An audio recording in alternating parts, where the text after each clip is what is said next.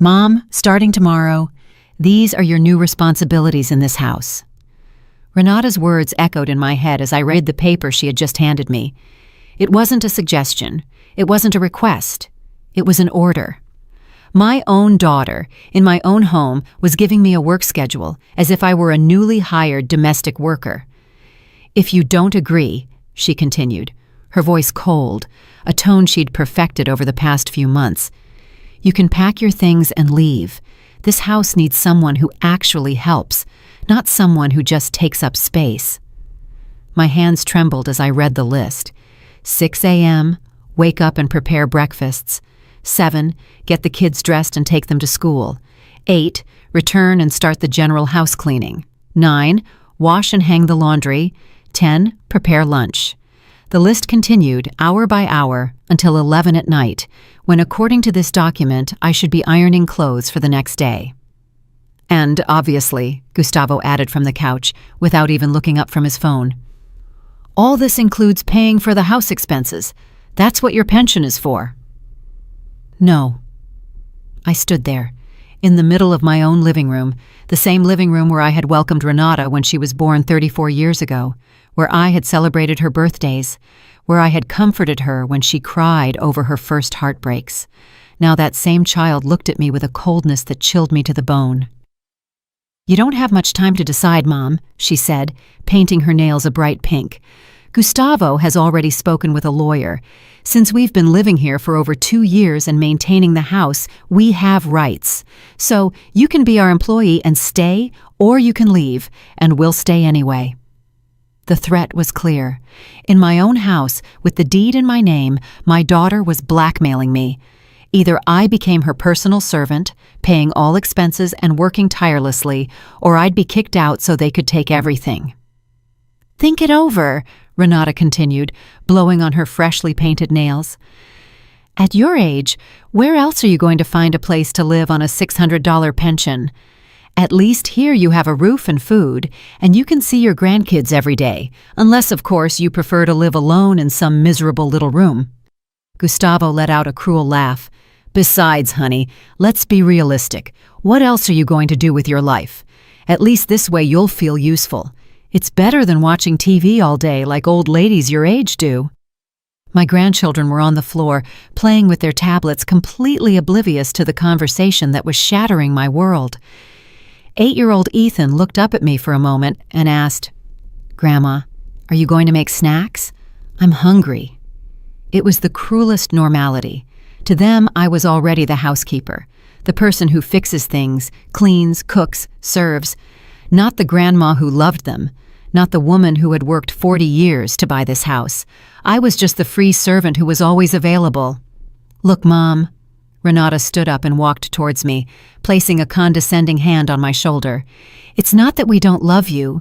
We love you very much. That's why we're giving you the opportunity to stay. But things have to change.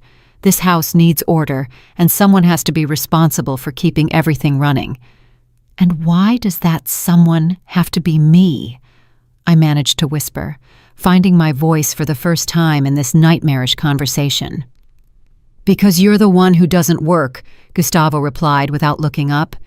We work, we study, we have real responsibilities. You just collect your pension and don't do anything productive. I felt as if I had been slapped. 40 years working as a secretary in a government office.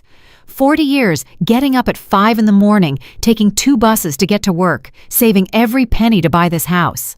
40 years raising Renata alone after her father abandoned us when she was just 3 years old.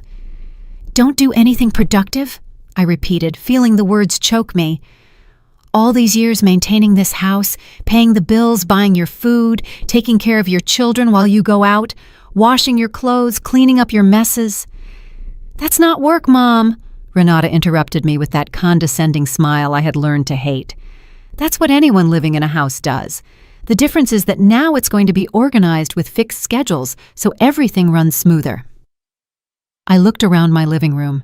The furniture I had bought with so much sacrifice was ruined. The leather sofa, which had taken me 2 years to pay off, had food stains and tears from when the kids jumped on it without anyone correcting them.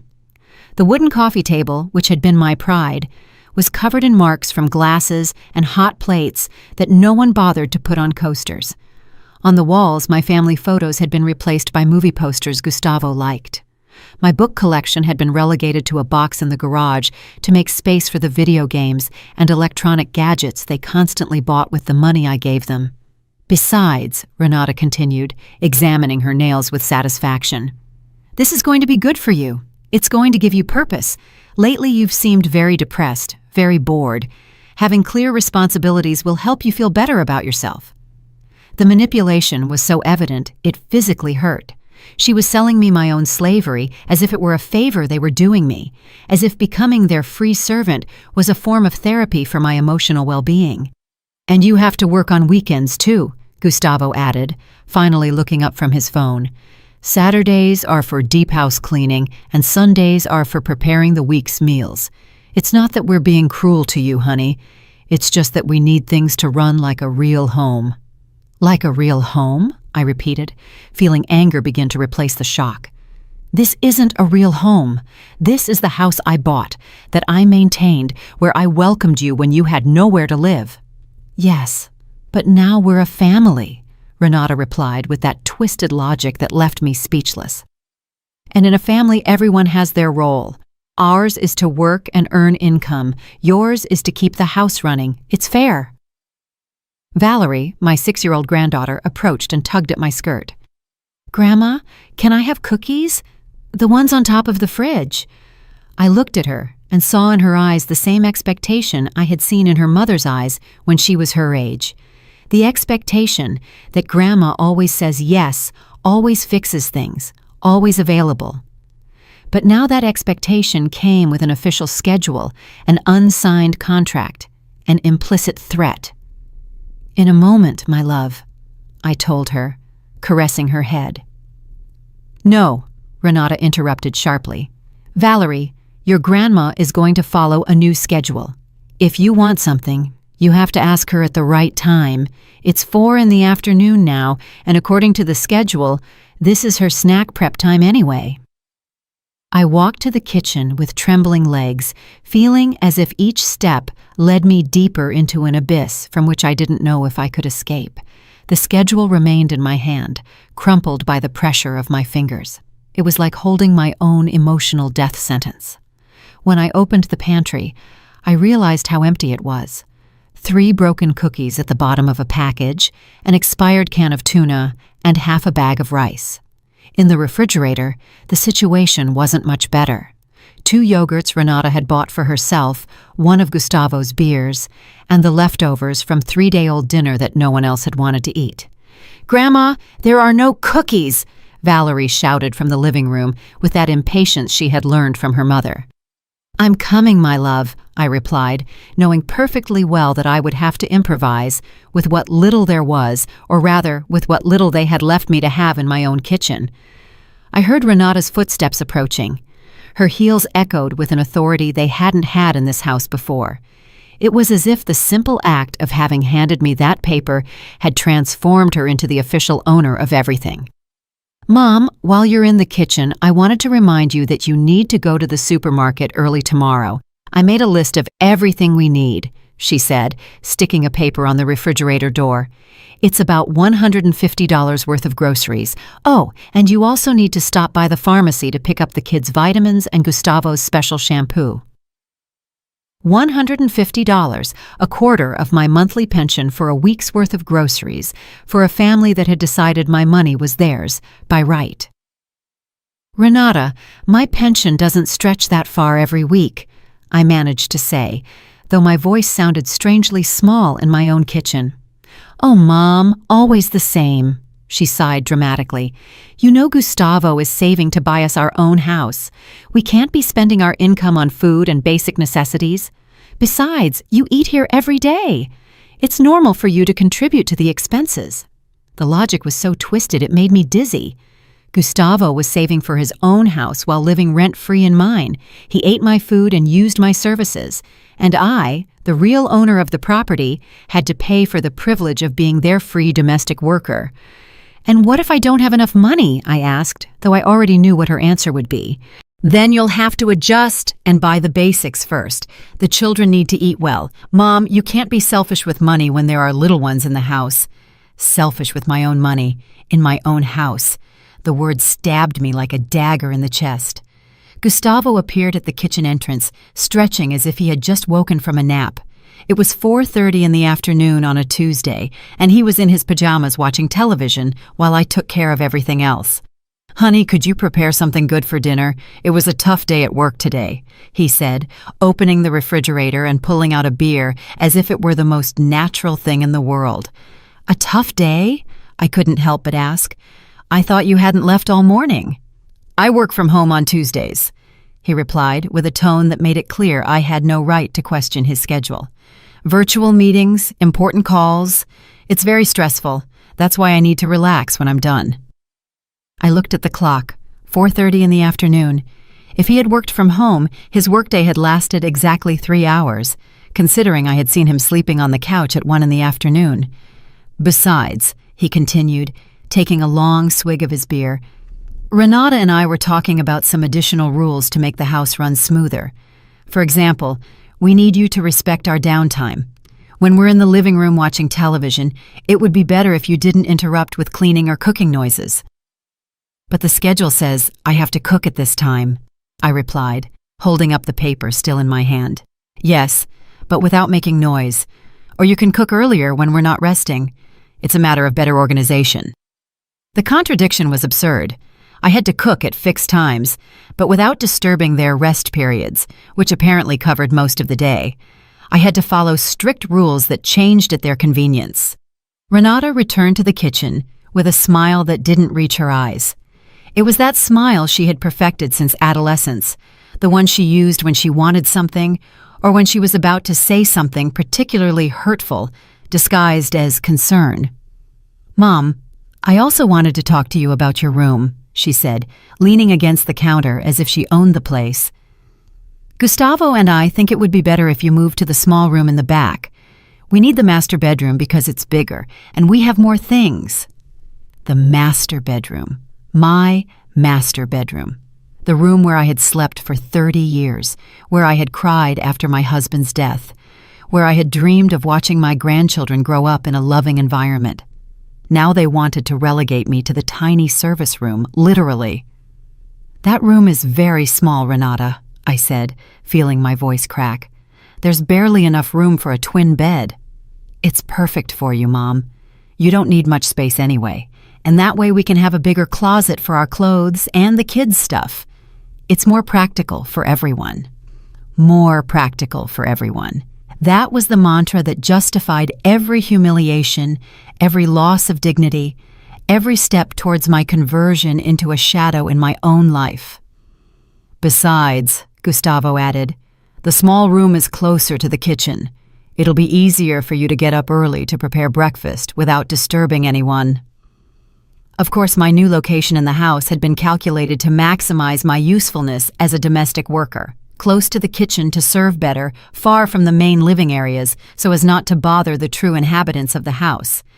"And when do I have to move?" I asked, though I already knew I had no real choice. "This weekend would be perfect," Renata replied cheerfully, as if we were planning a vacation. "Gustavo can help you move the heavy things. Well, the few things you need to take. Most of the furniture in the master bedroom we're going to use ourselves. The furniture I had bought, the solid wood dresser, which had been my first purchase when I got my first job, the vanity with a mirror where I had gotten ready for my wedding, the marital bed where I had conceived Renata, all of that would now be theirs because it was more practical." Ethan ran into the kitchen with his tablet in his hands and an urgent expression. "Grandma, my battery died and I need the charger. Where is it?" "In my room, honey. Go get it," I said automatically. "No," Renata intervened firmly. "Ethan, you can't go into your grandma's room without permission. She'll bring you the charger when she finishes preparing snack." The humiliation was complete. Now, not even my grandson could freely enter my room, but Renata and Gustavo could decide when and how I should move, what furniture I could keep, and which room I was allowed to live in. "And one more thing, Mom," Renata continued, as if it were an endless list of new restrictions. Sundays are our family day. Gustavo and I want to spend quality time with the kids, so it would be better if you plan to go out on those days. You can go to the park, visit a friend, whatever you want. We just need space to be a family. Sundays. My family day, too. The day I had reserved for years to do special activities with my grandchildren. To cook together, to watch movies cuddled on the couch. Now it was the day I became an intruder in my own home. "And where am I supposed to go every Sunday?" I asked, feeling tears well up in my eyes. "I don't know, Mom. You surely have friends. You can go for a walk, go to church. There are many things a person your age can do. The important thing is that you have your own activities, that you don't depend so much on us for entertainment." That night I couldn't sleep. I lay in bed, staring at the ceiling that would soon no longer be mine, thinking about how I had reached this point. At what moment had I stopped being the mother and become the servant? When had I lost the right to have an opinion in my own home? I remembered when Renata arrived with Gustavo and the children. 2 years ago, they had lost their apartment because Gustavo had lost his previous job. They arrived with tears in their eyes, hugging me and promising it would only be for a few months while they recovered financially. "You're our salvation, Mom," Renata had told me that first night. "I don't know what we'd do without you. You're the best mother in the world." The first few weeks had been almost pleasant. It was wonderful to have the house full of life again, to hear the children's laughter running through the hallways that had been silent since my husband died. Renata helped me with the cooking. Gustavo helped with some minor repairs, and the little ones filled my heart with their spontaneous hugs. But gradually, so slowly that I didn't realize it until it was too late, things began to change. First, it was Renata asking me to watch the children while she went job hunting. Then it was Gustavo expecting me to prepare dinner because he was too tired from his job interviews. Afterward, it became natural for me to pay for groceries because, after all, we all eat here. Every favor I did became an expectation. Every gesture of love transformed into an obligation. Every time I said, "no problem" to a request, I was signing my own emotional servitude. At 3 in the morning, I heard noises in the kitchen. I quietly got up and walked down the hallway, finding Gustavo serving himself cereal directly from the box, leaving crumbs all over the countertop that I had cleaned before going to bed. "Gustavo, is everything okay?" I whispered, so as not to wake the children. He looked at me startled, as if he had been caught doing something wrong. "Yes, I was just hungry. It's nothing. But tomorrow there will be cereal in the bowl for the children," I said, seeing that the box was almost empty. "Oh, honey, don't be dramatic. It's just cereal. You can buy more tomorrow," he replied, leaving the empty box on the countertop and heading back to his room. My room. I stood there in the dark, cleaning up the crumbs he had left, realizing that this was my life now, cleaning up their messes in silence at 3 in the morning while he slept in my bed without the slightest concern for the consequences of his actions. On Friday morning, as I prepared breakfast according to my new official schedule, Renata came downstairs with an energy I hadn't seen in months. She was wearing a red dress I didn't recognize and shoes that cost more than my week's worth of groceries. "Mom, I need you to watch the kids all weekend," she announced, as she poured coffee into my favorite mug, the one with little painted flowers that my husband had given me on our 5th anniversary. "Gustavo and I are going on a couples retreat at the downtown hotel. We need to reconnect after all this stress." "A couples retreat?" I repeated, unable to hide my surprise. "And with what money?" "Oh, Mom, always thinking about money," she replied with that artificial laugh she had perfected. "Gustavo got a bonus at work. We deserve a break after everything we've been through." A bonus. Gustavo, who worked 3 hours a day from home, had received a bonus. But somehow that money wasn't enough to buy cereal or contribute to household expenses. It was only enough for luxury hotels and romantic retreats. "And the kids will be okay with me all weekend?" I asked, though I already knew my opinion didn't matter. "Of course they will. You're their grandma. It's natural for you to take care of them. Besides, according to your new schedule, weekends are designated for activities with them," she said, checking her phone as she spoke. It was true. In my servitude schedule, weekends were marked as intensive childcare and deep house cleaning time. Apparently, my rest didn't exist in their concept of family organization. "Renata, we need to talk," I said, feeling something break inside me. "This can't go on." She looked up from her phone with an expression of genuine surprise, as if she couldn't understand why I was protesting against my obviously reasonable fate. "Talk about what, Mom? Your negative attitude lately? Because yes, I've noticed you're very grumpy. Maybe you should see a doctor at your age. It's normal to have hormonal changes that affect your mood." Hormonal changes. My indignation at the abuse was a medical problem I needed to solve. My resistance to humiliation was a symptom of my advanced age that required professional treatment. "I'm not sick, Renata. I'm tired of being treated like an employee in my own home," I said, surprising myself with my own clarity. "Employee," she repeated, putting on an offended expression that would have won an Oscar. "Mom, how can you say that? Your family. What happens is that in a family, each person has responsibilities. Ours are to work and generate income. Yours is to keep the house running. It's that simple." "And why do my responsibilities include paying all the expenses and working 24 hours a day?" I asked, feeling my voice tremble but grow stronger. "Mom, no one asked you to work 24 hours. The schedule we gave you is very reasonable. You have free time between activities. You can rest, watch television, do whatever you want in your free time." I looked at the schedule taped to the refrigerator. The free time it mentioned were 30-minute intervals between tasks, enough to go to the bathroom or get a glass of water, but not enough to truly rest. "And the money? Why do I have to pay for everything if you have income?" I insisted. "Because we are saving for our future, Mom. We can't be spending our money on current expenses when we have long-term goals. You've already lived your life. You've had your opportunity to save and plan. Now it's our turn."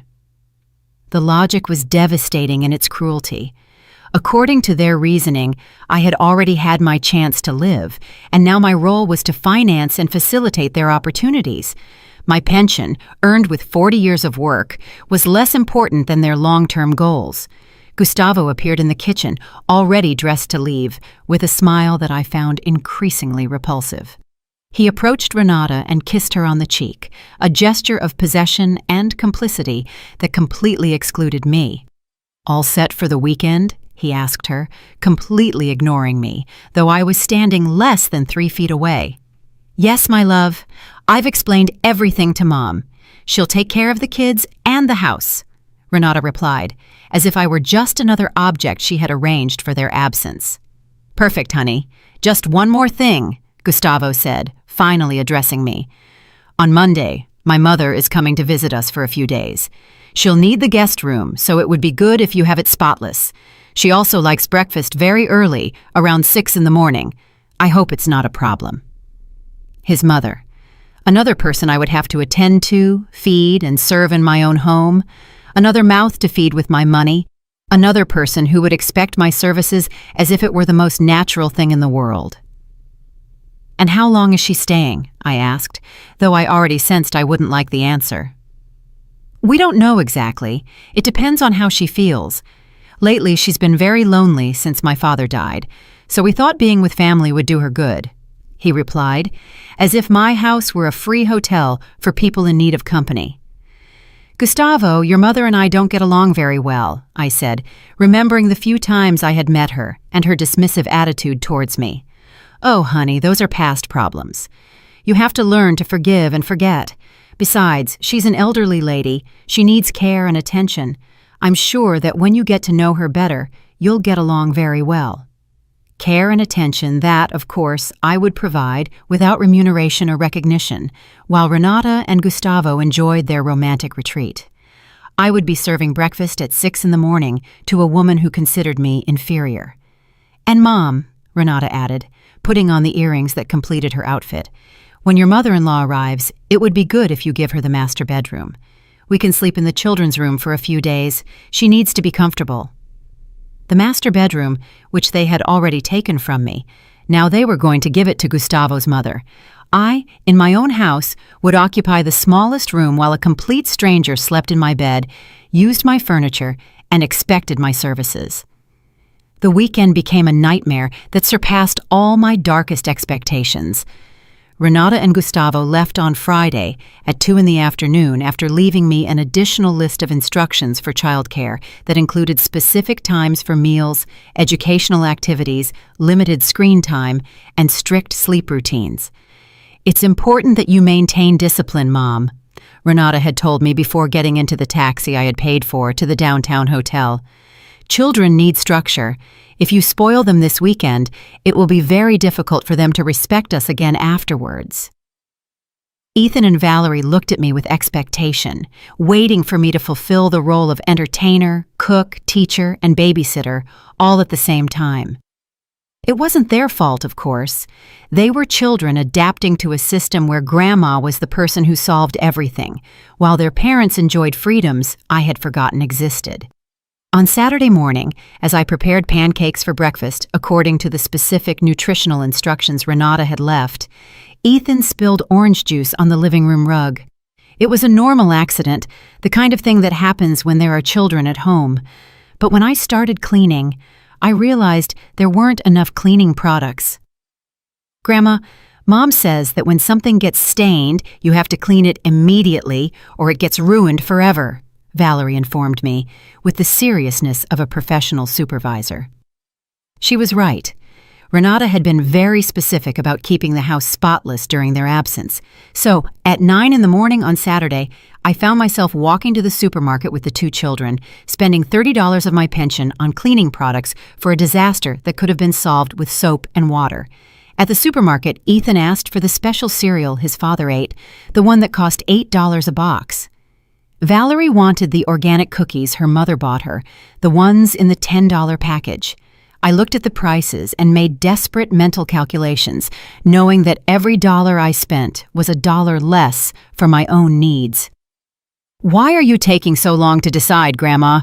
Ethan asked impatiently while I compared prices of laundry detergent. "I'm just seeing which one is better, my love," I lied, not wanting to explain to an 8-year-old that his grandma had to choose between buying food for him or medicine for herself. When we got home, there was a message from Renata on my phone. "Mom, I hope you bought fresh vegetables for the week. When we get back on Sunday, we need the house to be perfect and the kitchen full. We don't want to arrive at an empty house after our relaxing trip. Fresh vegetables. Another $50 I hadn't budgeted for. Another 2 hours walking with the children because the taxi money would have to be used for food. Another afternoon of my weekend dedicated to serving the needs of people who were enjoying a luxury hotel with the money they had saved thanks to my free services." On Sunday afternoon, as I cleaned the house from top to bottom for Renata and Gustavo's triumphant arrival, I received a call that would change everything. It was Lucy, my neighbor of 15 years, the only person who truly knew my situation, although I had never openly spoken about it. "Honey, are you okay? You've seemed very strange lately," she said with that warm voice that reminded me what it was like to have a conversation without timers or to-do lists. "Yes, I'm fine," I lied automatically as I folded Gustavo's clothes that I had washed and ironed over the weekend. "No, you're not okay. I see you leaving very early every morning, as if you're rushing somewhere, and I see you coming home with supermarket bags almost every day. What's going on in your house?" she insisted with that gentle persistence that characterized true friends. For a moment, I was tempted to hang up. It was easier to keep pretending that everything was normal, that it was natural for a 66-year-old woman to live like a housekeeper in her own home. But something in Lucy's voice broke me. "Lucy, can you come over for a moment? I need to talk to someone," I said, surprising myself with my own honesty. "I'm on my way," she replied without asking questions. When Lucy arrived, the children were watching television in the living room, completely absorbed in their shows. We sat in the kitchen, surrounded by the perfect order I had created for their parents' arrival, and for the first time in months, I told someone the truth about my life. I showed her the schedule. I explained about the money. I told her about the threat of being kicked out of my own house if I didn't agree to be their free employee. I told her about the small room, about the family exclusion Sundays, about Gustavo's mother who would come to be served by me in my own bed. Lucy listened in silence with an expression that went from surprise to horror, and finally to the purest indignation I had seen in a long time. "Honey, this is abuse," she said finally with a clarity that hit me like a slap of reality. "This is not normal. This is not what a family who loves you does. But they say it's fair that in a family everyone has their role." I began to repeat the words I had heard so many times. "No," she interrupted with a firmness that surprised me. "In a functional family, roles are discussed and mutually agreed upon.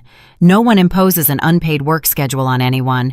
No one threatens to kick anyone out of their own home. That's not love, honey. That's exploitation." The word hung in the air between us. Exploitation. It wasn't family dysfunction. It wasn't a generational misunderstanding. It wasn't my inability to adapt to modern times. It was pure and simple exploitation. "But what can I do?" I asked, feeling the tears finally find their way after months of being held back. "They're right about one thing. At my age, with my pension, where else am I going to go? Who else is going to want me?" "Honey, look at me," Lucy said, taking my hands in hers. "You are 66 years old, not 96. You own your own home, have a stable pension, and as far as I know, you have all your mental faculties perfectly clear. You don't need anyone to support you. They are the ones who need you." It was such a simple and revolutionary perspective that it left me speechless. For so long, I had assumed that I was the lucky one to have a place to live, that I had forgotten that the place was mine. I had assumed that I was the beneficiary of their generosity, when in reality, they were the beneficiaries of mine. "Besides," Lucy continued, "do you really think this is going to get better over time? Do you think one day they're going to wake up and decide to treat you with respect? Honey, this is going to get worse. Every limit you allow them to cross will become the new minimum standard for how they treat you." She was right. The schedule hadn't appeared overnight. It had been the result of 2 years of gradual erosion of my dignity, of small concessions that had become expectations, of favors that had transformed into obligations. "What would you do in my place?" I asked her, though I already knew the real question was whether I would have the courage to do what I knew was right. "I'd kick them out of my house tomorrow," she replied without hesitation.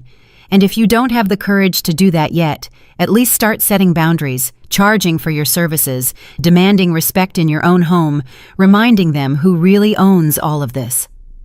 We heard the sound of a car arriving. Renata and Gustavo had returned from their romantic retreat, tanned and relaxed, ready to resume the routine where I was their personal employee and they were my benevolent bosses. "Honey," Lucy told me before she left, "if you need to talk, if you need help, if you need someone to remind you that you deserve to be treated with dignity, call me day or night. And think about this. If a domestic worker worked the hours you work and paid for the privilege of working, how long do you think they would last in that job?" The question haunted me as Renata and Gustavo entered the house, critically checking if I had met all their expectations during their absence. It haunted me as they complained that there was no milk in the refrigerator and that I hadn't bought enough new towels for Gustavo's mother's visit. That night, lying in my bed, which would soon no longer be mine, I began to ask myself for the first time in a long time, what would happen if I simply said no? Monday morning arrived like a perfect storm of humiliations. At 5:30 in the morning, the doorbell woke me with its shrill sound.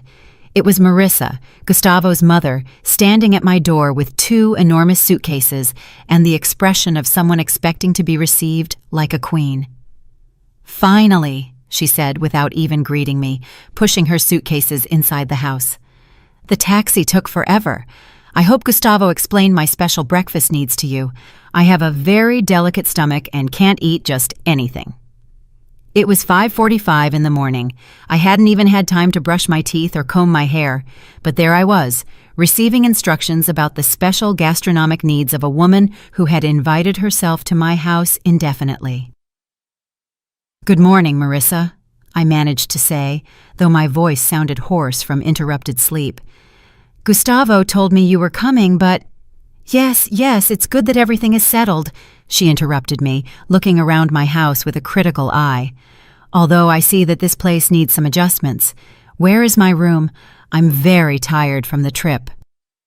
My room. The master bedroom that had already been taken from me and that would now be hers during her indefinite stay. I led her down the hallway carrying one of her suitcases that weighed as if it had rocks inside, while she commented on every aspect of my decor that she disliked. This rug is very worn, she said, pointing to the Persian rug that had been my pride for years. And these curtains are too dark. At my age, I need a lot of natural light. You'll have to change them tomorrow. Change the curtains with my money, of course, to make my own room more comfortable for an uninvited guest who had no departure date. When we reached the master bedroom, Marissa inspected everything like a general reviewing troops. She opened and closed drawers. She evaluated the mattress by sitting on it with different levels of force and finally declared, "This will do, although I need you to wash all the sheets with hypoallergenic detergent. I can't sleep in beds that aren't spotless." Hypoallergenic detergent. Another unplanned purchase. Another expense that would come out of my already stretched pension. At 6 o'clock sharp, as Gustavo had promised, Marissa appeared in the kitchen expecting her special breakfast. She was wearing a silk nightgown and feathered slippers, as if she were the owner of a luxury hotel instead of a guest in my house. "I need 2 scrambled eggs, but very dry, no oil, whole wheat toast, but barely toasted, not burnt, very light coffee, almost like tea, and fresh fruit, but only the perfectly ripe ones." She recited her demands as if it were a menu I should have memorized. I had no eggs. I had no whole wheat bread. I had no fresh fruit, because I had spent all my money over the weekend on the children's whims and cleaning products to keep the house perfect for Renata and Gustavo's return. "Marissa, I don't have exactly what you're asking for, but I can prepare something similar," I began to explain. "What do you mean, you don't have any?" She interrupted me with an indignation that filled the entire kitchen. "Gustavo didn't tell you what I needed? This is unacceptable.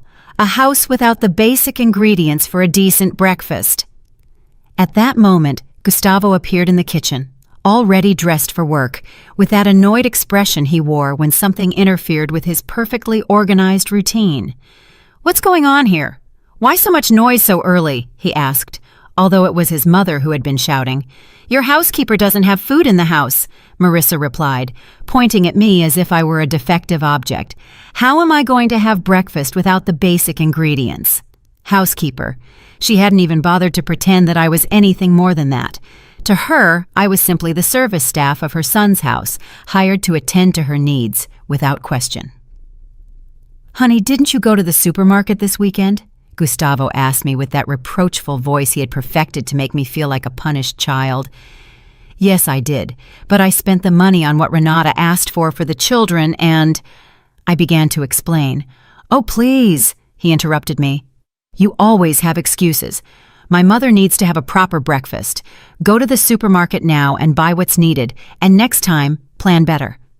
Go to the supermarket at 7 in the morning, spend more money I didn't have to please a woman who treated me like trash in my own house.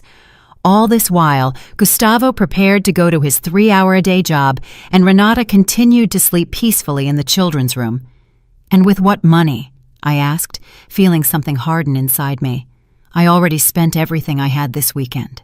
"With your pension money, obviously," Gustavo replied, as if it were the stupidest question in the world. "That's what you have income for, right? To keep the house running?" "My pension is already committed for this month," I said with a firmness that surprised me. "I don't have any more money available for unplanned expenses." The silence that followed was so dense, it could be cut with a knife. Gustavo looked at me as if I had blasphemed, and Marissa had the expression of someone who had just witnessed the most incomprehensible rebellion in history. "Are you telling me you can't buy food for my mother?" Gustavo asked, raising his voice with an indignation that would have been comical if it hadn't been so cruel. "I'm telling you I don't have money available right now," I repeated, keeping my voice as calm as possible. "This is incredible," Marissa exclaimed, addressing her son as if I weren't present. "This is the kind of service the family receives in this house, an employee who refuses to do basic shopping." "Honey, this can't go on," Gustavo said, adopting a tone he would have used to scold a problematic employee. "If you can't fulfill the basic responsibilities of maintaining this house, then perhaps we need to reconsider the living arrangements." There was the veiled but clear threat again. "Do you comply with our demands, or do you leave your own house? Do you serve our family without limits, or do you lose the right to live in the place you yourself bought and paid for?" At that moment, Renata appeared in the kitchen, still in her pajamas, but fully awake thanks to the noise of the argument. Her presence immediately changed the dynamic of the conversation, as if she were the manager arriving to resolve a labor dispute. "What's going on here?" she asked, though it was obvious she had been listening from the hallway. "Your mother is refusing to go to the supermarket to buy breakfast for my mom," Gustavo explained to her, as if he were a child reporting another child's bad behavior. "Mom," Renata said, with that voice of disappointment she had perfected since adolescence, "is it true that you don't want to buy food for Grandma Marissa?" The manipulation was perfect. They had transformed my resistance to spending money I didn't have into a cruel refusal to feed a needy elderly woman. They had turned my attempt to set basic financial boundaries into an inexcusable act of selfishness. "It's not that I don't want to," I explained, feeling myself defending against accusations I shouldn't have to refute. "It's that I've already spent all my money for this month, and I don't have any budget left for additional purchases." "Oh, Mom, always exaggerating about money," Renata sighed dramatically. "How much can breakfast cost? $10, $15. Don't tell me you don't have $1 to feed your family." $15 that would become 30 tomorrow, 45 the day after tomorrow. A constant drain on my pension to keep comfortable a woman who openly despised me. "Besides," Gustavo added, "my mother won't be here forever. It's only temporary while she adjusts to being alone. Can't you make this small sacrifice for the family?" Temporary. The same word they had used when they arrived 2 years ago for a stay of a few months.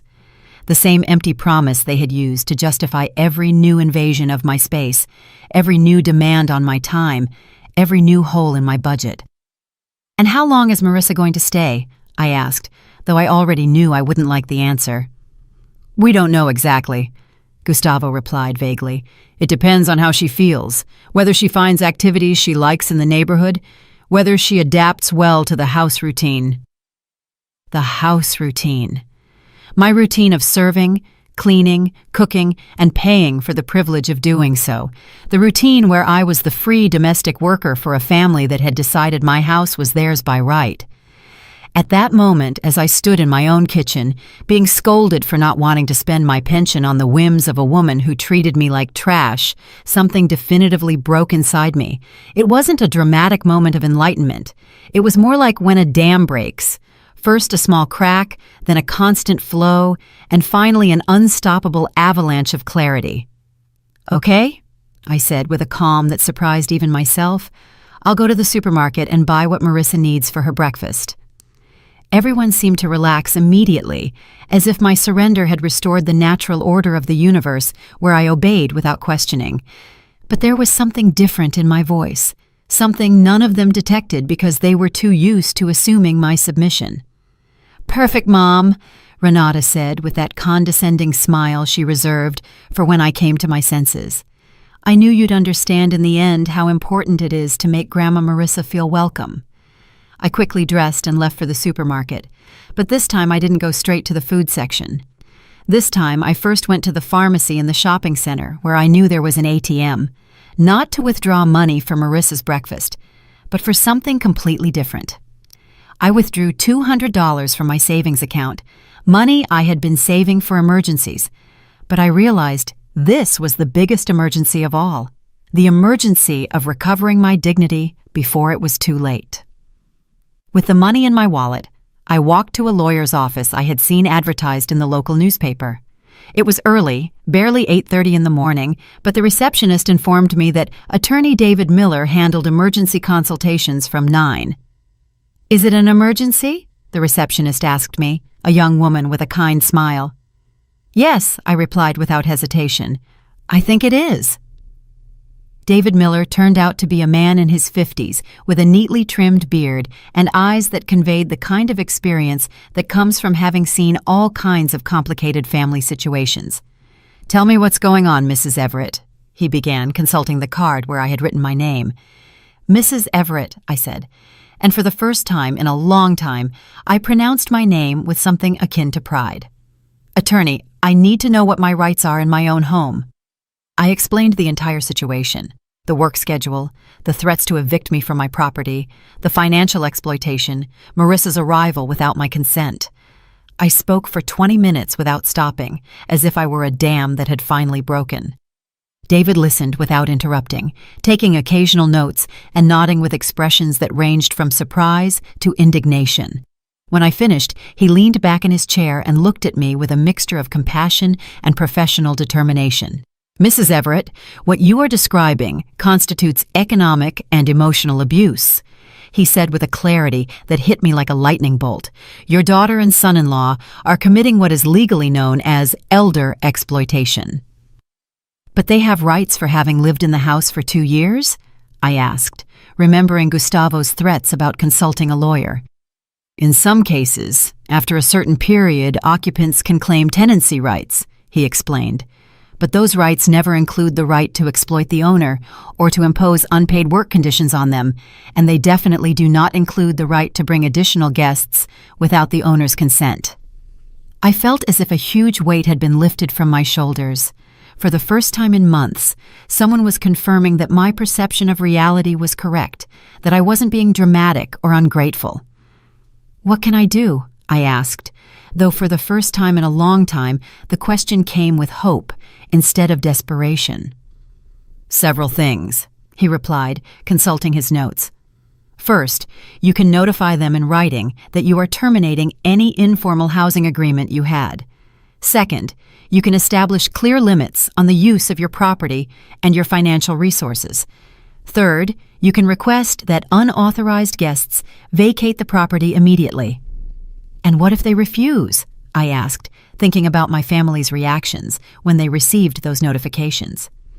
Then, we have several legal options, including eviction orders and reports of elder abuse.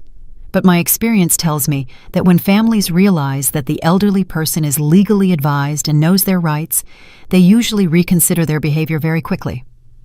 David explained that he could draft a legal letter that same day, setting new terms for anyone who wanted to continue living in my house. Terms that included paying market-rate rent, contributing equally to household expenses, and absolute respect for my authority as the owner. How much does this type of consultation cost? I asked, fearing it would be more money than I could afford. For elder abuse cases, we have special rates, he said with a reassuring smile. $100 for the initial consultation and $200 for drafting the necessary legal notifications. If the case becomes complicated and we need to go to court, we can discuss a payment plan. $300. What I spent in 2 weeks maintaining my family, what Renata and Gustavo had spent in a single night of their romantic retreat. For the first time in a long time, it seemed like money very well spent. Attorney Miller, I want you to draft those letters today, I said, taking the money from my wallet with hands that no longer trembled. Excellent decision, Mrs. Everett. These letters will be ready this afternoon. Do you want me to deliver them personally to your family, or do you prefer to do it yourself? Myself, I replied without hesitation. I think it's time I had an honest conversation with my family. When I left the lawyer's office, I felt like a completely different person. It wasn't that I had suddenly regained all my confidence, but for the first time in months, I had a plan. I had professional support. I had legal rights that no one could take away with threats or emotional manipulation. But before returning home, I had one more stop to make. I went to the bank and spoke with the manager about changing the access codes to my accounts and setting strict limits on who could make transactions on my behalf. Have you had problems with unauthorized access to your accounts? The manager asked me, an efficient woman who seemed to immediately understand the situation. Let's just say I want to make sure only I can handle my money from now on, I replied. Very sensible, she told me while processing the changes. Do you also want to review who has authorization to use your credit cards? Excellent question. Renata had been using my credit card for months for emergencies that were never reimbursed. It was time for those emergencies to become other people's responsibility. I want to cancel all additional authorizations, I said firmly. Only I will have access to my accounts and cards. When I finally returned home, it was almost 11 in the morning. 4 hours had passed since I had supposedly left to buy Marissa's breakfast, and I was returning empty-handed, but with something much more valuable, an action plan, and the legal support needed to execute it. Gustavo had already gone to work, but Renata and Marissa were in the living room, clearly annoyed by my delay. The children were at school, which meant we would have privacy for the conversation I was about to have. Finally, Marissa exclaimed upon seeing me enter. Where have you been? It's almost 11 and I haven't had anything to eat. And where's the food? Renata asked, noticing I wasn't carrying any grocery bags. We need to talk, I said, keeping my voice calm but firm. All three of us, right now. Something in my tone must have alerted them, because both fell silent, looking at me with a mixture of surprise and caution they hadn't shown in a long time. Sit down, I said, pointing to the sofa. This conversation is going to change a lot of things in this house. I've been at a lawyer's office, I began, watching their expressions go from irritation to alarm in a matter of seconds. And I've learned some very interesting things about my rights as the owner of this house. The silence that followed was deafening. Renata looked at me with that expression she wore when she was a child and was caught doing something she knew was wrong. Marissa, for her part, seemed genuinely confused, as if she couldn't understand why a housekeeper would be consulting lawyers. Mom, what are you doing? Renata asked, with a voice that tried to sound concerned but couldn't hide the panic. Why did you go to see a lawyer without telling us anything? Because I wanted to understand exactly what my legal situation is in my own home, I replied, keeping my voice serene. And it turns out it's very different from what you've led me to believe. I took out the documents David had prepared in record time, 3 letters with official letterhead addressed respectively to Renata, Gustavo, and Marissa. The weight of the paper in my hands felt like the weight of my own dignity being restored. These are legal notifications, I continued, placing the documents on the coffee table. You can read them now, or you can wait for me to formally deliver them to you this afternoon, but the content is the same. Renata immediately stood up and took her letter, reading it with a speed that revealed her desperation to understand how serious the situation was. Marissa took hers with trembling hands, while I watched her expression of superiority gradually transform into shock. This is ridiculous, Renata exclaimed after barely reading the first page. You can't kick us out of the house. We're your family. I'm not kicking you out, I replied with a calm that surprised me. I'm offering you the opportunity to stay under new conditions, fair and legal conditions. Renata's letter clearly stated the new rules. If she wanted to continue living in my house, she would have to pay $800 a month in rent, contribute half of all household expenses, and respect my authority as the owner and my right to privacy in my own room. $800! She shouted, waving the paper as if it were a cruel joke. Mom, you know we don't have that kind of money. Then maybe it's time you looked for a real job, I replied, using the same condescending tone she had perfected for speaking to me. Or maybe it's time you found a place you can afford with your own income. Marissa had finished reading her letter and was looking at me as if I had completely lost my mind. Her notification was simpler. She had 48 hours to vacate the property, as her presence had not been authorized by the owner. You can't do this, she stammered, her voice breaking with indignation. I'm an old woman.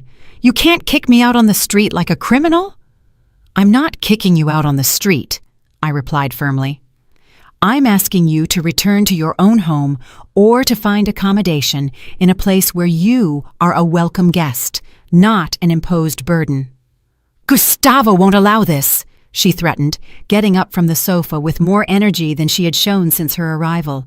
He will defend his mother. Gustavo can defend his mother in your house, I said, pointing towards the door. "This is my house, and my rules are respected here."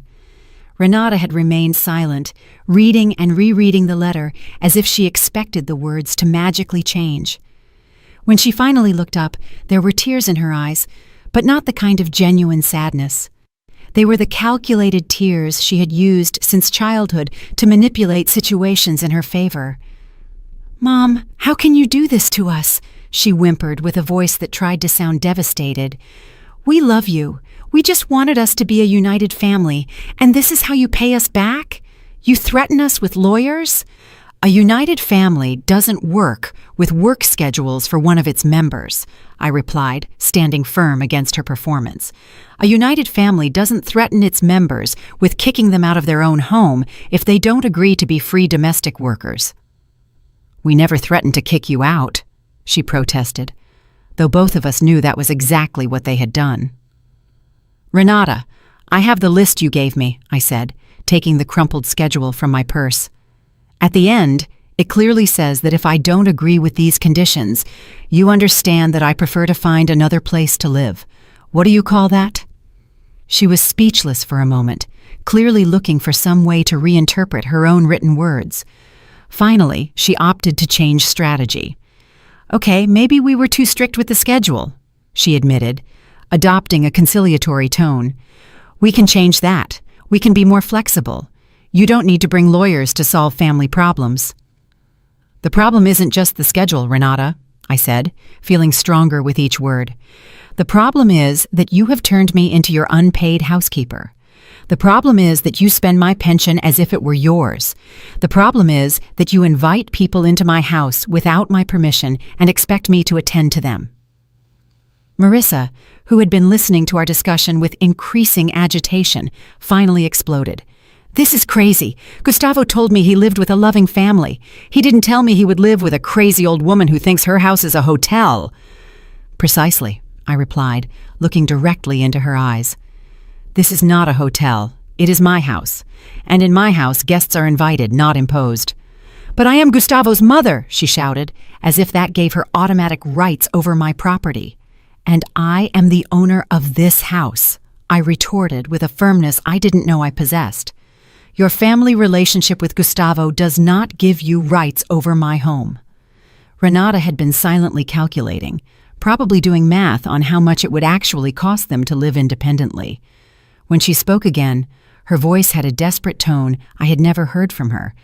"Mom, let's be realistic," she said, trying to sound rational.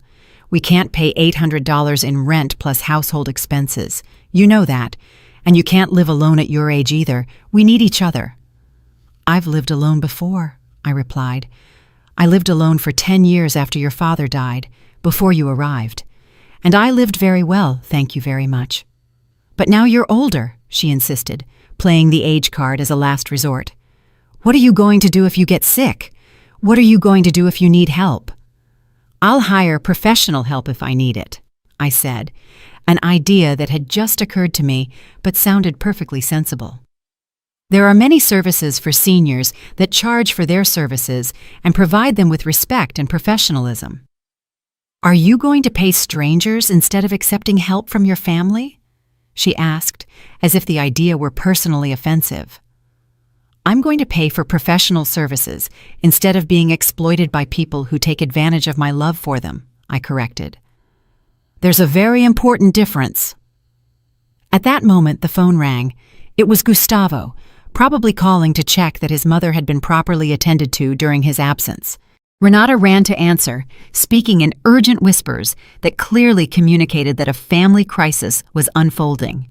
While she spoke, Marissa approached me with an expression that had changed from indignation to something akin to respect. It was the first time she had looked at me as if I were a real person instead of a talking piece of furniture. "Honey," she said with a considerably softer voice, "maybe we can reach some arrangement. I don't have to stay in the master bedroom. Can I sleep on the sofa?" "Oh, Marissa," I interrupted her gently, "the problem isn't where you sleep. The problem is that you came to my house without my invitation, expecting to be treated like an honored guest indefinitely. That's not fair to either of us." Gustavo arrived home 20 minutes after Renata's call, with an expression I had never seen before.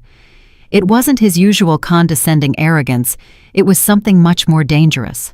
It was the face of a man who realized that his parasitic world was about to collapse. "Honey, we need to talk," he said, with a controlled voice that didn't fool me at all. "Renata told me about these ridiculous letters you brought from some charlatan lawyer." "Attorney David Miller is not a charlatan," I replied calmly. "He is a lawyer specializing in landlord-tenant rights and elder protection. And these letters are not ridiculous. They are perfectly valid legal notifications." "This is a betrayal!" he exploded, dropping all pretense of diplomacy. "After everything we've done for you, after keeping you company so you wouldn't be alone, after turning this empty house into a home full of life." The distortion of reality was so extreme that it almost made me laugh. According to their version of events, they had been doing me a favor by coming to live rent-free in my house, eating my food, using my services, and spending my money. "Gustavo, you are 42 years old," I said, with a patience that was hard to maintain. "If you want to live in a house full of life, you can buy your own house and fill it with all the life you want, but not at my expense." "We've been saving to buy our house," he shouted, as if that justified 2 years of exploitation. "But it's impossible to save when there are so many expenses. You don't understand how expensive it is to raise 2 children." "You're right," I admitted, surprising him with my agreement. "I don't understand how expensive it is to raise 2 children, because when I raised Renata, I paid all her expenses with my own money. I didn't look for an older person to support me." Marissa, who had been observing the discussion from the sofa, decided to intervene with her version of maternal support.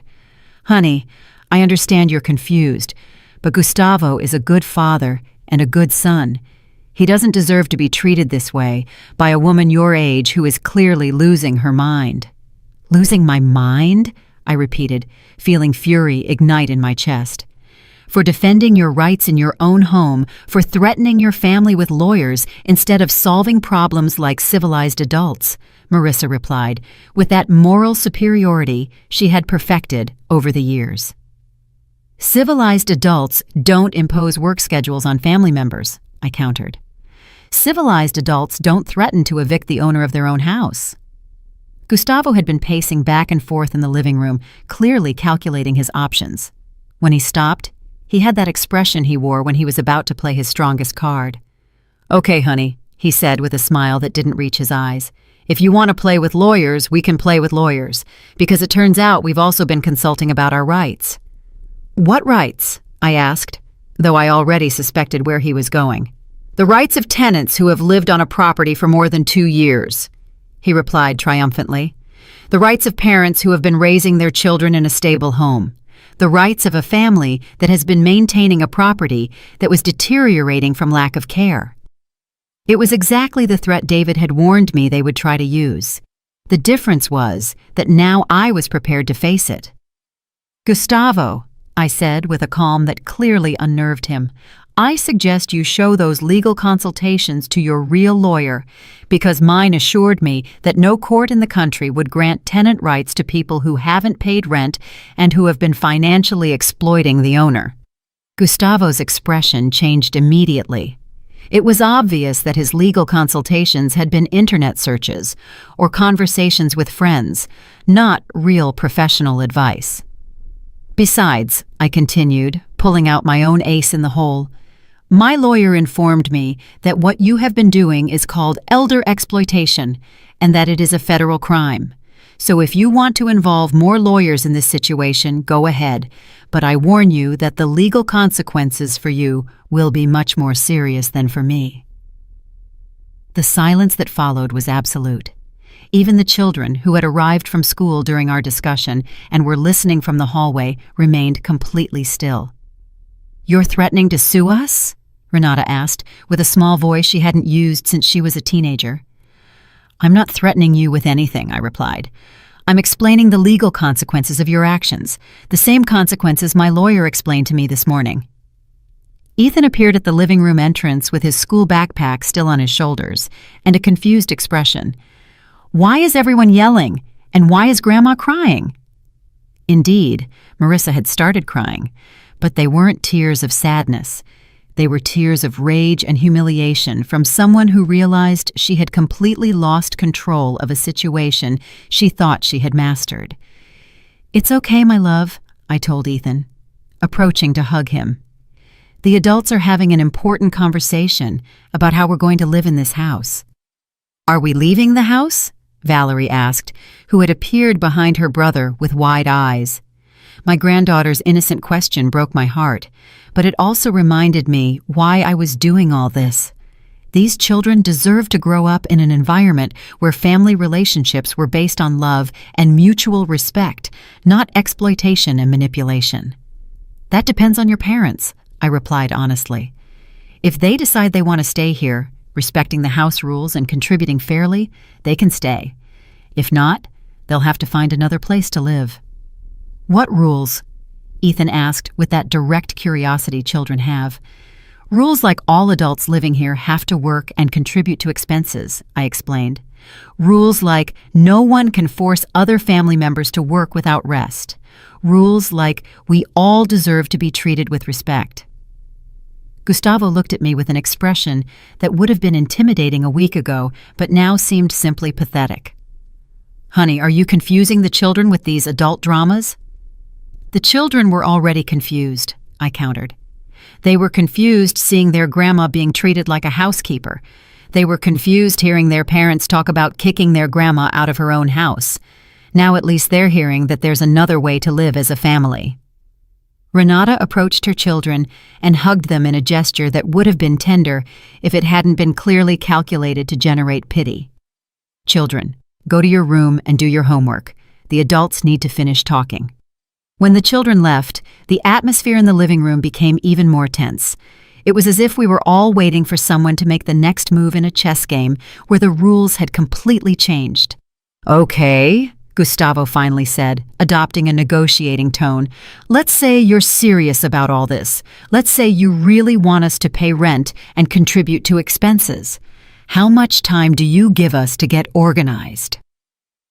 "The letters specify 30 days, I replied, consulting the documents. 30 days to decide if you accept the new conditions and start complying with them, or 30 days to find another place to live." "And my mother?" he asked, pointing to Marissa, who was still sobbing on the sofa. "Your mother has 48 hours, I said firmly. "She has no housing agreement with me, authorized or unauthorized. Her presence here was an imposition, not an invitation." "You can't kick an old woman out with only 2 days' notice," Gustavo protested. "I can, and I will," I replied, surprising myself with my own determination. "Your mother has her own home. If she doesn't want to live alone, she can find an appropriate place for people her age, or she can stay with relatives who have actually invited her." 3 months later, I woke up in my own bed, in my own room, at 7 in the morning because I wanted to, not because a schedule demanded it. The silence of the house didn't bother me. In fact, it was the most beautiful sound I had heard in years, the sound of peace. Marissa had left on the second day, exactly as the legal notice had specified. She left amidst dramatic tears and threats of never speaking to me again, as if that were a loss and not a blessing. Gustavo had to borrow money from his siblings to pay for a hotel while she decided what to do with her life. In the end, she chose to move into a senior living apartment where, I later heard, she constantly complained that the staff wasn't as efficient as I had been. Renata and Gustavo had tried all sorts of tactics during those first 30 days. First came total denial. They insisted that everything was a misunderstanding, that they could resolve things as a family without lawyers involved. When that didn't work, they tried emotional guilt. They constantly reminded me that I was missing the opportunity to see my grandchildren grow up, as if seeing them grow up required me to be their unpaid 24-hour babysitter. Then came anger. Gustavo yelled for 2 hours one night, calling me selfish, cruel, a bad mother, and an even worse grandma. Renata cried, begged me, hugged me, and even brought the children to ask me to change my mind. But for the first time in years, I stood firm. David had prepared me for each of these tactics, and I had calm, legal answers for all their overflowing emotions. "The children are going to suffer because of you," Renata had told me during one of her last attempts at manipulation.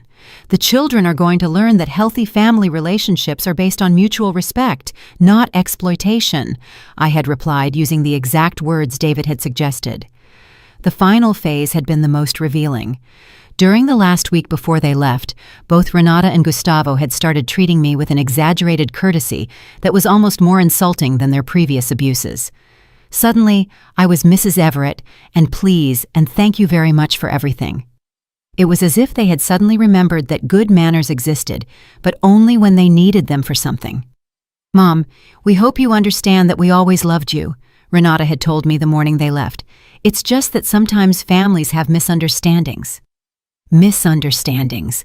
2 years of systematic exploitation reduced to a simple misunderstanding, as if it had been a confusion about who should take out the trash and not a deliberate campaign to turn me into their free housekeeper. But they were gone. They moved into a 2-bedroom apartment on the other side of town, a place that cost exactly $800 a month in rent, plus expenses. Apparently, when it came to paying an unfamiliar landlord, they did have the money. Only when it came to paying me, their family, was their money not enough. The first few days after their departure had been strange.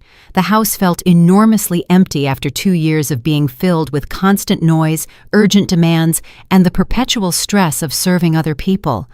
But gradually, that feeling of emptiness had transformed into something completely different: freedom. I could have breakfast when I wanted. I could watch the television shows I liked. I could decide what to cook based on my own cravings, not on the nutritional demands of 4 different people. I could spend my pension on my own needs and even treat myself to small luxuries I had forgotten existed. The first time I bought fresh flowers for my dining room table, I started crying right there in the supermarket. They were $15 that would have previously gone to special cereals or hypoallergenic shampoo for uninvited guests. Now they were $15 I could spend on something that made me happy for the simple pleasure of making myself happy. Lucy had been a blessing throughout the entire process. Not only had she helped me maintain my resolve during the most difficult moments, but she had become a true friend. Now we had lunch together twice a week, went to the farmer's market on Saturday mornings, and had started taking painting classes at the community center. "Don't you miss the noise of the children?" she had asked me one afternoon while we painted watercolor landscapes. "I miss my grandchildren," I had replied honestly, "but I don't miss being their unpaid babysitter. There's a very big difference." And it was true. Ethan and Valerie visited me every other Saturday, an arrangement we had established after many tense negotiations. At first, Renata had tried to use the visits as a form of pressure, suggesting that if I didn't give in on some aspect of the separation agreement, the visits could become more complicated to coordinate. David had advised me to keep all communications about visits in writing, and through him, until Renata realized she couldn't use her own children as emotional blackmail weapons. Eventually, we had reached a civilized agreement. The children came every other Saturday from 10 in the morning to 6 in the evening, and I took them to do fun activities I could afford, now that I wasn't subsidizing the lifestyle of 4 adults. The difference in my relationship with Ethan and Valerie was remarkable. When I wasn't responsible for them 24 hours a day, when I didn't have to worry about their meal times, their discipline, and their constant entertainment, I could simply be their grandma. I could spoil them a little, laugh with them, listen to their school stories without being distracted thinking about what household chore I had to do next. "Grandma, why don't you live with us anymore?" Valerie had asked me during one of her first visits. "Because adults need their own spaces to be happy," I had explained. "Your mom and dad need their own home where they can make their own decisions, and I need my own home where I can make mine." "But you still love us?" she had insisted with that genuine concern that broke my heart. "I love you more than anything in the world," I had assured her, hugging her tightly. "And precisely because I love you so much, I want you to learn that people who love each other treat each other with respect and affection.